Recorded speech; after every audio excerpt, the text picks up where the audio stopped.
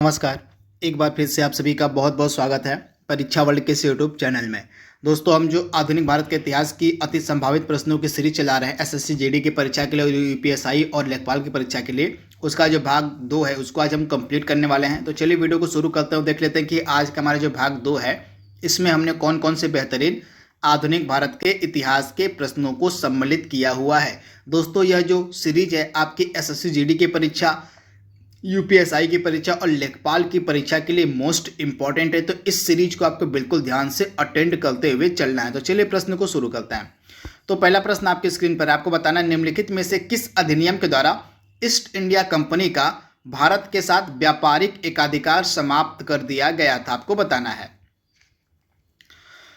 तो 1813 का आपका जो चार्टर एक्ट था, यानी कि 1813 का जो आपका चार्टर अधिनियम था, इसके तहत यह प्रावधान किया गया कि जो ईस्ट इंडिया कंपनी है उसका भारत के साथ जो व्यापार का एकाधिकार है उसको अब समाप्त कर दिया जाएगा। इस अधिनियम के तहत सिर्फ चीन के साथ व्यापार और चाय के व्यापार पर जो है कंपनी के एकाधिकार को सुरक्षित रखा गया था। फैक्ट आपको याद रखना है।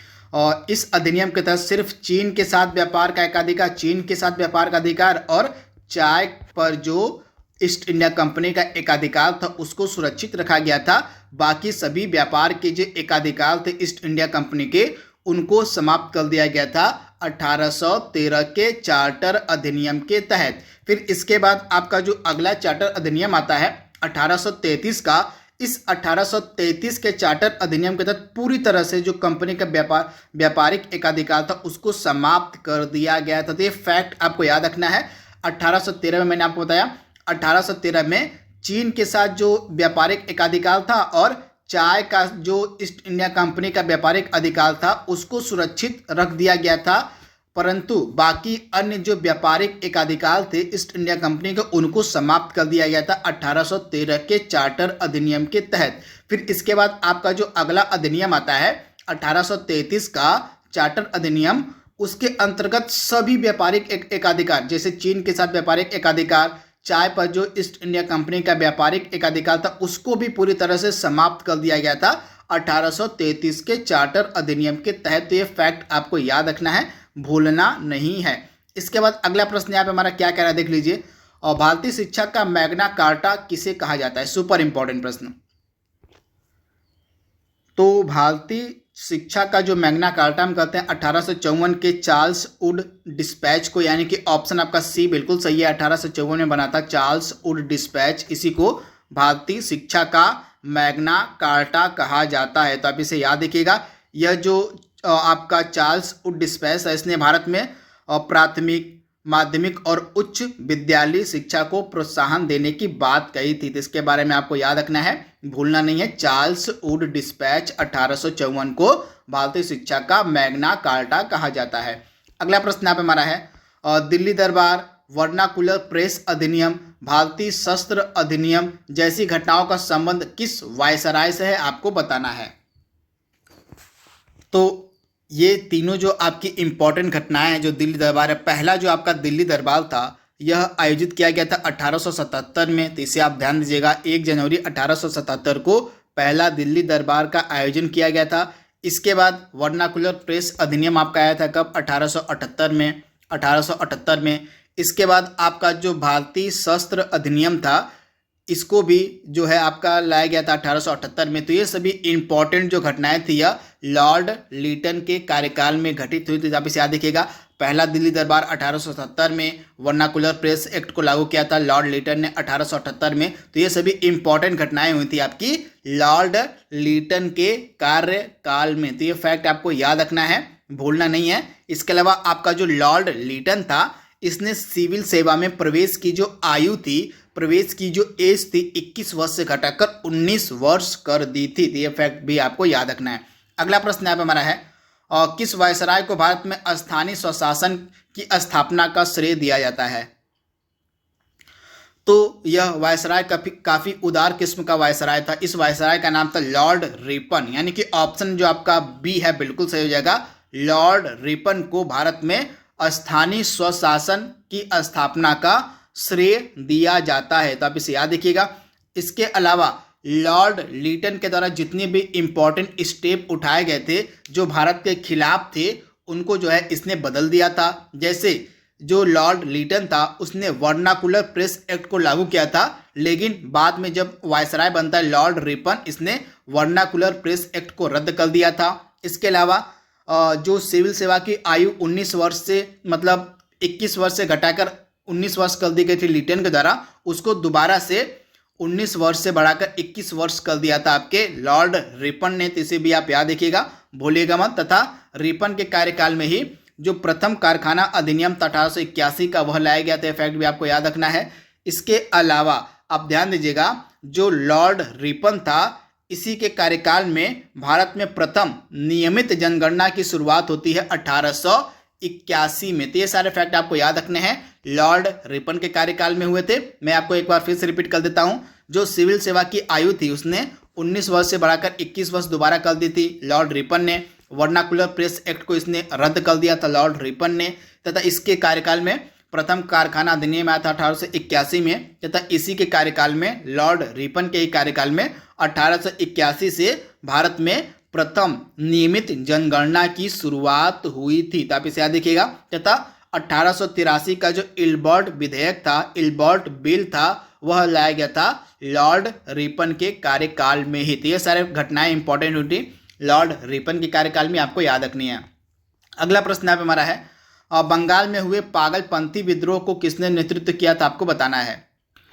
तो बंगाल का आपका जो पागलपंथी विद्रोह हुआ था, यह हुआ कब था, यह आपको याद रखना पड़ेगा। 1833 से 31 के मध्य यह चला था आपका। 1813 से 31 के मध्य चला था आपका बंगाल में पागलपंथी विद्रोह। तथा इसका नेतृत्व करता था टीपू शाह। यहाँ पे होगा टीपू सुल्तान नहीं, टीपू शाह जो था, इसने जो है बंगाल में पागलपंथी विद्रोह का नेतृत्व किया था 1833 से 1831 के मध्य। आप इसे याद रखिएगा, टीपू शाह इसका राइट आंसर है। अगला प्रश्न यहाँ पे हमारा है, असम में अहोम विद्रोह का नायक कौन था, आपको बताना है।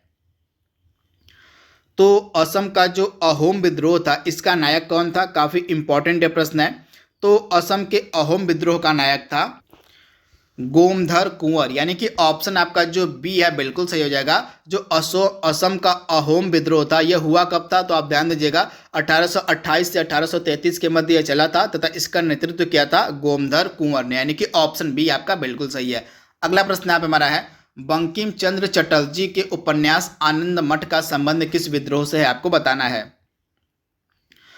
तो इस उपन्यास का संबंध आपका सन्यासी विद्रोह से, यानी कि ऑप्शन आपका जो यहाँ पे डी है बिल्कुल सही हो जाएगा। सन्यासी विद्रोह का कार्यकाल क्या था, मतलब समय पीरियड क्या था, 1763 से लेके 1800 के मध्य आपका था सन्यासी विद्रोह का टाइम पीरियड। तथा इसी से रिलेटेड एक उपन्यास लिखा गया था आनंद मठ, किसके द्वारा, तो बंकिम चंद्र चटर्जी के द्वारा। तथा एक चीज आप ध्यान दीजिएगा, इसका प्रमुख नेता कौन था सन्यासी विद्रोह का, तो सन्यासी विद्रोह का प्रमुख नेता था मजनू शाह। कौन था, तो मजनू शाह जो था यह सन्यासी विद्रोह का एक इंपॉर्टेंट लीडर था। तो इसके बारे में आपको याद रखना है।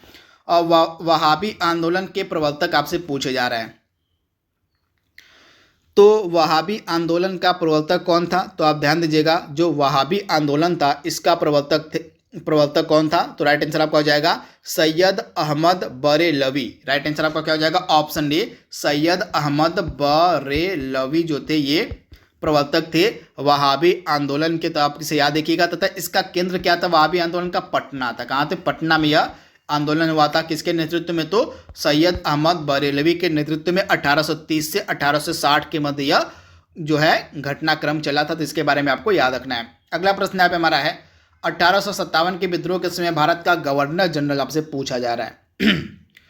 तो 1857 के विद्रोह के समय भारत का गवर्नर जनरल था आपका लॉर्ड कैनिंग, यानी कि ऑप्शन आपका यहाँ पे सी बिल्कुल सही, लॉर्ड कैनिंग इस प्रकार से होगा। तो लॉर्ड कैनिंग जो था 1857 के विद्रोह के समय भारत का गवर्नर जनरल था। तो इसके बारे में आपको याद रखना है। तथा जब 1857 का विद्रोह समाप्त होता है तो 1858 में एक अधिनियम लाया जाता है। उस अधिनियम के तहत जो भारत के गवर्नर जनरल का पद था उसको समाप्त करके इसके जगह पे वायसराय का पद लाया जाता है। तथा प्रथम वायसराय भी लॉर्ड कैनिंग ही बनता है भारत का। तो ये फैक्ट भी आपको याद रखना है। अगला प्रश्न यहाँ पे हमारा है, और बिहार में 1857 के विद्रोह का नेतृत्व किसने किया था, आपको बताना है। काफ़ी इंपॉर्टेंट प्रश्न है।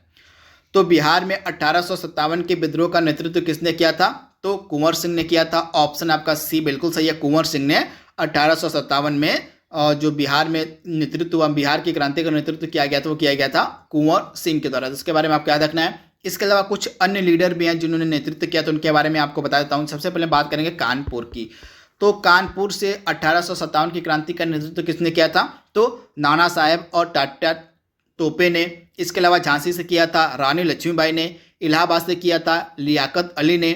जगदीशपुर जो कि बिहार में, उसको मैंने आपको बता दिया, वीर कुंवर सिंह ने किया था। फैजाबाद से किया था मौलवी अहमदुल्ला ने।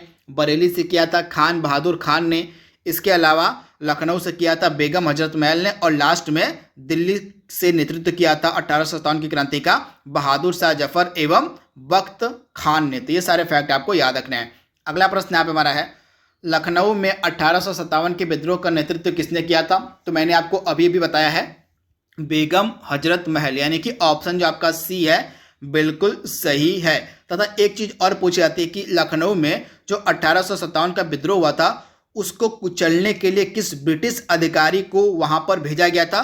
तो 1857 के विद्रोह को लखनऊ में किसने कुचला था, तो उस समय ब्रिटिश अधिकारी था कैंपबेल और हेनरी लॉरेंस। ये फैक्ट भी आप याद रखिएगा, कैंपबेल और हेनरी लॉरेंस, ये दो इंपॉर्टेंट ब्रिटिश अधिकारी थे जिन्होंने 1857 के विद्रोह को लखनऊ में समाप्त किया था। तो इसे आप ध्यान दीजिएगा। अगला इंपॉर्टेंट प्रश्न यहाँ पे हमारा है, 1857 के विद्रोह के समय सैनिकों ने किसे भारत का सम्राट घोषित किया था। तो उस समय बहादुर शाह जफर, मतलब बहादुर शाह जो द्वितीय था, उस समय ब्रिटिश मतलब मुगल सम्राट था, उसी को जो है भारत का सम्राट घोषित कर दिया गया था 1857 के विद्रोह के समय। तो राइट आंसर क्या हो जाएगा, बहादुर शाह द्वितीय। ऑप्शन आपका ए 100% सही है, आप इसे ध्यान दीजिएगा। अगला प्रश्न यहाँ पे हमारा है, अब भारतीय पुनर्जागरण का मसीहा किसे कहा जाता है, आपसे पूछा जा रहा है। काफी इंपॉर्टेंट प्रश्न है। तो भारतीय पुनर्जागरण का मसीहा हम कहते हैं राजा राम मोहन राय को, यानी कि ऑप्शन आपका जो ए है 100% सही है, राजा राम मोहन राय को आप ध्यान दीजिएगा। आधुनिक भारत का प्रथम नेता, नवजागरण का अग्रदूत, नए भारत का पैगंबर, भारतीय पुनर्जागरण का मसीहा या जनक तथा भारत में सुधार आंदोलन का मुख्य प्रवर्तक माना जाता है। तो ये सारी उपाधियां हैं राजा राम मोहन राय की, इनके बारे में आपको याद रखना था। इनकी एक फेमस बुक है जो 1820 में आई थी, जिसका नाम था प्रीसेप्ट्स ऑफ जीसस। पुस्तक आपके लिए इंपॉर्टेंट है, यहाँ पे सेप्ट्स होगा, प्रीसेप्ट्स ऑफ जीसस। यह इंपॉर्टेंट पुस्तक थी, किसकी, तो राजा राम मोहन राय की। तो इसके बारे में आपको याद रखना है। अगला प्रश्न यहाँ पे हमारा है, राजा राम मोहन राय ने ब्रह्म समाज की स्थापना कब की थी। तो राजा राम मोहन राय के द्वारा ब्रह्म समाज की स्थापना 1828 में की गई थी। ऑप्शन आपका जो ए है बिल्कुल सही हो जाएगा, 1828 में ब्रह्म समाज की स्थापना की गई थी राजा राम मोहन राय के द्वारा। तो इसके बारे में आपको याद रखना है। तथा इन्हीं के नेतृत्व में जो सती प्रथा थी उसको समाप्त किया गया था। तो इसे आप याद रखिएगा, सती प्रथा को समाप्त करने का जो श्रेय है भारत में, और इन्हीं ने शुरू किया था। तथा लॉर्ड विलियम बेंटिक की सहायता से इन्होंने सती प्रथा को पूरी तरह से प्रतिबंधित करा दिया था भारत में। कब, तो 1829 में। इसे आप याद रखिएगा। अगला प्रश्न यहाँ पे हमारा है, किसके अनुयायियों को यंग बंगाल कहा जाता है। काफी इंपॉर्टेंट प्रश्न है। तो हेनरी विवियन डेरोजियो के अनुयायियों को यंग बंगाल कहा जाता है। तो ऑप्शन आपका बी बिल्कुल सही है। जो यंग बंगाल आंदोलन था, इसका वर्ष क्या था, 1826। तो इसे भी आप ध्यान दीजिएगा। अगला प्रश्न यहाँ पे हमारा है, वेदों की ओर लौटो का नारा किसने दिया था। मैं इनके बारे में सारे फैक्ट आपको बताता हूँ जो आपके एग्जाम में पूछे जा सकते हैं। तो यह आंसर आपका है स्वामी दयानंद सरस्वती। इन्होंने वेदों की ओर लौटो का नारा दिया था। तथा इन्होंने जो है आर्य समाज की स्थापना की थी लाहौर में बम्बई में की थी इन्होंने 1875 में। जो स्वामी आपके दयानंद सरस्वती थे, इन्होंने बम्बई में जो है आपके आर्य समाज की स्थापना की थी। तो आप इसे याद रखिएगा। तथा आर्य समाज का जो मुख्यालय था वह लाहौर में था। तथा इन्होंने वेदों की ओर लौटो का नारा दिया था। इसके अलावा स्वामी दयानंद सरस्वती को हम भारत का मार्टिन लूथर किंग भी कहते हैं। तो इसे आप याद रखिएगा। तथा इन्होंने आर्य समाज, इन्होंने जो है भारत भारतीयों के लिए नारा भी दिया था। तो आप इसे ध्यान दीजिएगा। इसके बाद अगला प्रश्न यहाँ पे हमारा है, एक तरफ आपको संगठन दिए गए हैं और उनकी स्थापना का वर्ष दिया गया है। तो आपको बताना है कि इसमें से कौन सा सुमेलित नहीं है। तो सबसे पहले हम बात करते हैं यहाँ पे किसकी, तो आर्य समाज की। आर्य समाज की स्थापना 1875 में की गई थी, मुंबई में, बिल्कुल सही दिया गया है। रामकृष्ण मिशन की स्थापना कब की गई थी, तो यहाँ पे 1892 दिया गया, जो कि बिल्कुल ही गलत है। यहाँ पे 1897 होना चाहिए था, तो ऑप्शन बी आपका गलत दिया गया था। तो रामकृष्ण मिशन की स्थापना 1897 में की गई थी, तो इसे आप ध्यान दीजिएगा, 97 में की गई थी। इसके बाद प्रार्थना समाज की स्थापना कब की गई थी, 1867 में की गई थी, ये फैक्ट आपका बिल्कुल सही है। और थियोसॉफिकल सोसाइटी की स्थापना कब की गई थी, तो थियोसॉफिकल जो सोसाइटी थी इसकी स्थापना कब की गई थी, तो राइट आंसर आपका हो जाएगा 1875। अगला प्रश्न यहाँ पे हमारा है, सत्यशोधक समाज की स्थापना किसने की थी। तो सत्यशोधक समाज की जो स्थापना थी यह किसके द्वारा की गई थी, तो इस प्रश्न का हमारा राइट आंसर क्या हो जाएगा, ज्योतिबा फुले, यानी कि ऑप्शन आपका जो सी है यहाँ पे बिल्कुल सही हो जाएगा। ज्योतिबा फुले के द्वारा सत्यशोधक समाज की स्थापना की गई थी, तो यह फैक्ट आपको याद रखना है। इसके बाद अगला प्रश्न यहाँ पे हमारा है, और गुलामगिरी के रचनाकार कौन थे, तो इस प्रश्न का भी हमारा राइट आंसर क्या हो जाएगा, गुलामगिरी के रचनाकार हैं ज्योतिबा फुले, यानी कि ऑप्शन आपका जो यहाँ पे बी है बिल्कुल सही हो जाएगा, ज्योतिबा फुले। अगला प्रश्न यहाँ पे हमारा है, दक्षिण भारत में आत्मसम्मान आंदोलन किसने चलाया था, आपको बताना है।